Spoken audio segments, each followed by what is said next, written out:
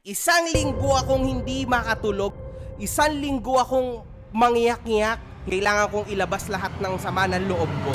Makagago isang linggong hindi makatulog at naiinis.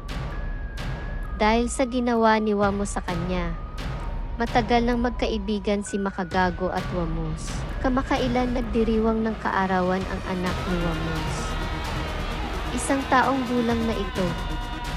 Inaabangan ng mga netizens ang kaganapan sa party. Isa sa mga ganap ay ang pag-perform ni Antoinette sa event. Ngunit hindi talaga maiwasang merong makitang mali ang mga netizens, kaya nagkomento ang mga ito, sabi nila.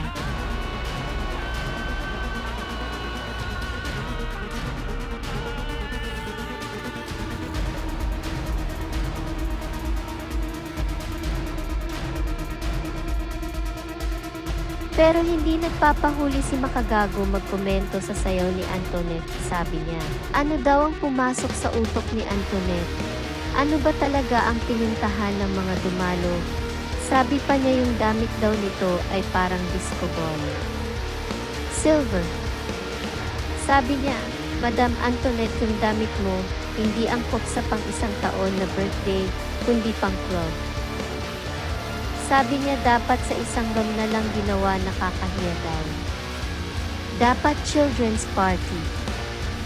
Pero ang motibo talaga niya ay ang hindi pag-imbita sa kanya ni Wamos. Hindi niya in-expect na hindi siya imbitado.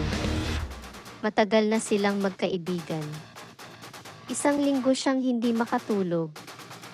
Mas matagal pa daw siyang kilala kaysa kay Jay Costora na 5 araw lang nitong nakilala ngunit inimbentahan ito. Kinalimutan siya, ngayon na marami ng pera si Wamos, kinalimutan na siya. Tinanong kasi siya ng dalawa na si Tony Fowler at Christian Merck kung imbitado ba siya sa birthday, kasi imbitado ang mga ito. Isang linggo siyang na-anxiety at mangiyak-ngiyak.